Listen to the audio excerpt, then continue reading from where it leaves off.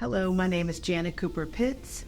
I was diagnosed at the age of 42 with stage 3 breast cancer. It was a total shock. I was the first in my family to be diagnosed with breast cancer, and it was a shock, to say the least. What can I say about the experience? Biopsy showed that it was an aggressive cancer. The first doctor, right after, immediately following the biopsy, they told my mom and my sister who were there, and my husband, of course, and daughter, that it didn't look good, and that I would have to have my entire breasts removed, do chemo, do radiation, and they gave me a year to a year and a half to live. As you can imagine, the shock of being told at the age of 42 that you had a year to a year and a half to live was troubling. I decided immediately that I did not receive that diagnosis and that I wanted to fight. What I remember on that day vividly was my mom in the kitchen of my home, because of course that's where we gather. That's where they told me, and my mom immediately said to me, if I could take it from you and put it on myself, I would.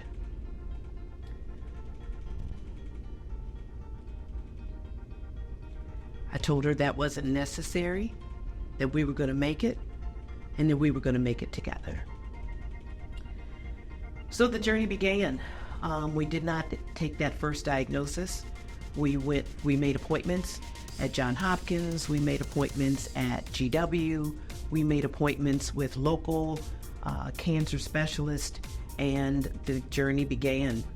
We went from one doctor to the next doctor to the next doctor. 4 doctors gave me the same diagnosis, a year to a year and a half to live. It wasn't until I went to GW where the breast specialist told me we no longer have to cut off body parts. We're going to slow this down and run every test known to man to find the best treatment for you. I remember the Sunday that we went to church after my biopsy. I'm a member of Reed Temple AME Church in Glendale, Maryland, and Pastor Lee P. Washington was the minister, was the pastor at that time, but our executive pastor, Reverend Watley, preached that Sunday, and I remember it vividly. My mom's on one side, my husband's on the other, my sister's there, of course my daughter is there, and Reverend Watley, when it came to the altar prayer, said, Mrs. Pitts is coming to the altar because she's just been diagnosed with cancer.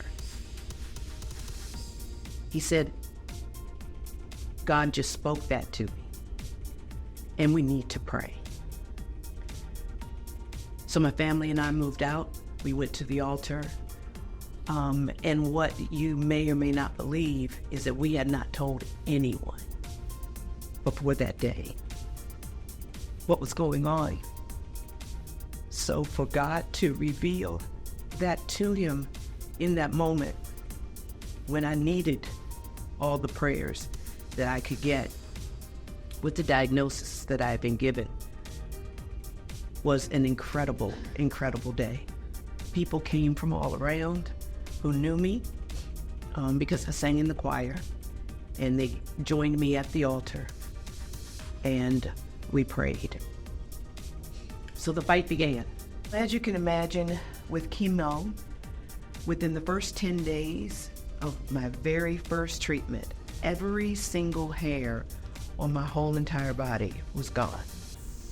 My husband, I love you, Terrence, decided to help me with my hair. So of course he shaved my head for me so that the clumps of hair would stop coming out on the bed pillow. And then one day he decided and came home bald. He said, I did this for you. I'm going to join you. And I looked at him and said, why? I didn't ask you to do that. He said, I wanted you to feel comfortable. So that was an outwardly gesture of love that I did not expect, but I did appreciate at the time.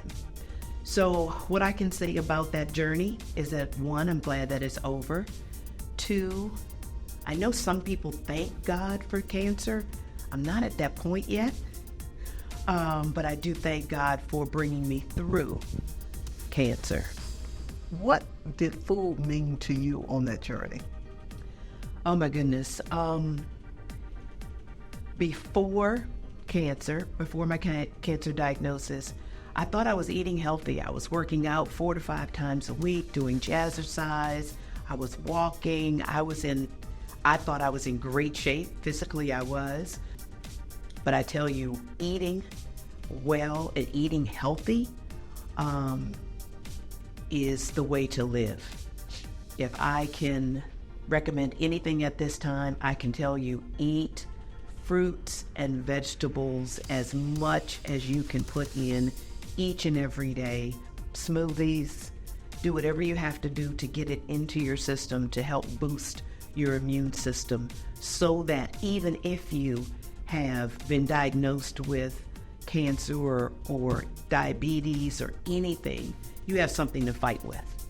You've got that base already established and you're ready to fight. So just like the book said, feed your fight. Feed your fight. Feed your fight. Feed it. So you contributed a couple recipes, wonderful recipes. Tell us a little bit about those recipes and why you chose those. I chose both recipes for different reasons. One, the chicken and noodles from Berryville, that's a recipe that my dad came up with and my mom taught us as we were growing up. Again, I remember 4 girls in the house, so we had to cook. So we had to learn to cook, and that recipe is very special to me because my dad passed away in 2009 with an aneurysm. But he was a cooker. He would get in that kitchen and make it happen, and my mom did as well. And they passed that recipe on to me. So when you need a comfort meal, when you need something warm that's going to feed you and feed your insides and feed your brain and make you feel good from the inside, that chicken and noodle recipe will do it for you.